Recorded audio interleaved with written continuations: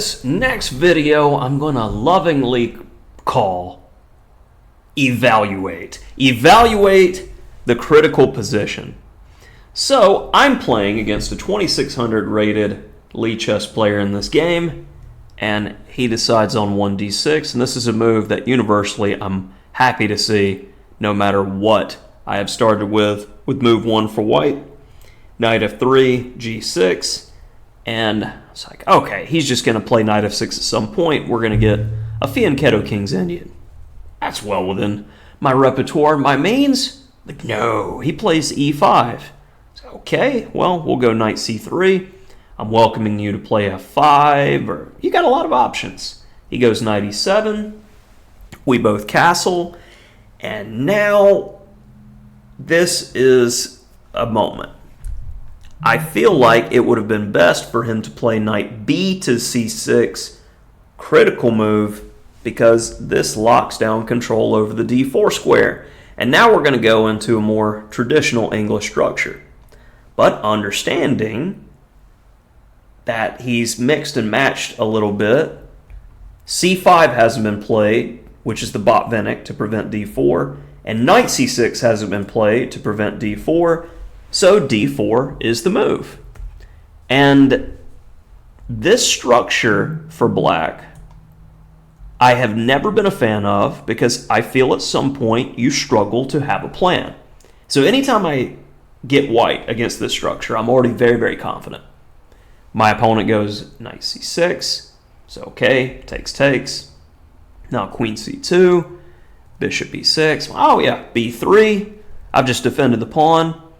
And then I have my oh crap moment, knight d4, knight takes e2, and bishop takes c3. Lost a pawn, but as stated before, black's pawn structure is definitely not desirable.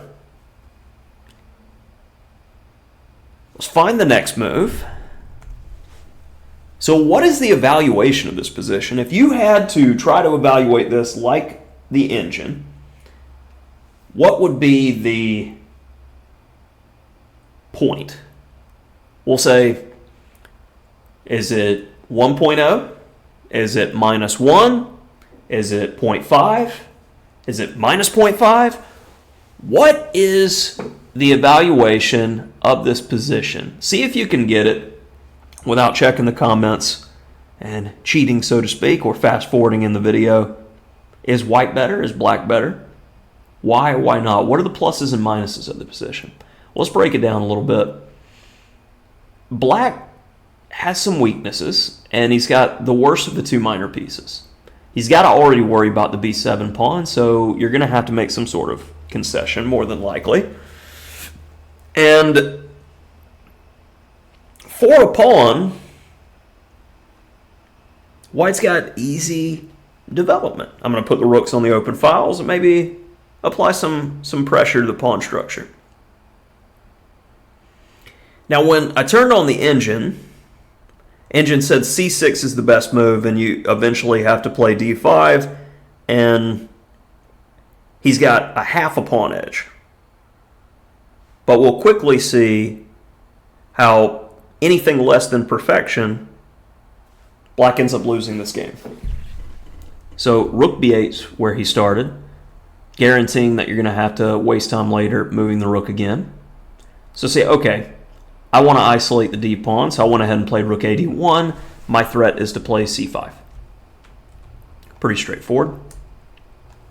So he goes queen g5. I'm like, all right, I don't like your queen on that square, and I might want to play h5 myself, so let's go ahead and pick up some time there. Oh, you want to trade and just give yourself a better pawn structure? No, not at all.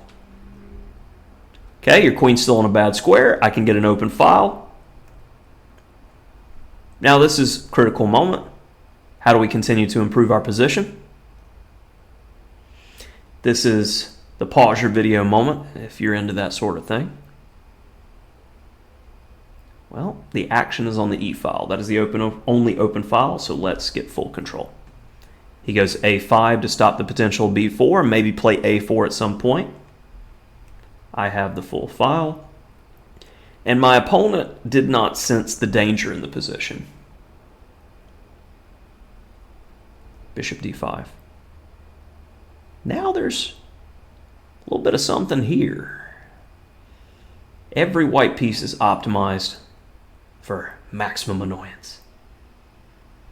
He goes bishop d7. Rook e7. It's funny here, though.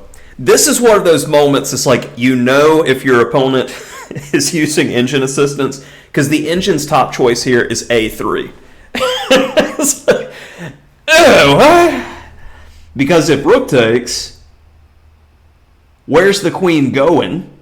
She's got to take the pawn, and now rook e7 and GG. Ridiculous move. I just wanted to point that one out. I played rook e7, whereas bishop e6 needs to be played somewhere in here. But he played rook takes. Now, without the rook being on e8, bishop e6 doesn't work. Why? White to play and finish things off here. We have bishop takes, followed by queen h6, where mate cannot be avoided. And I wanted to show this game because I thought it was quite interesting that white was very close to having full compensation for being down a full pawn in the opening because black's pawn structure wasn't optimal. It just shows how bad this pawn structure can be for black and how easy it is for white with natural moves to increase pressure. So that'll do it for this one. Hopefully you enjoyed the video.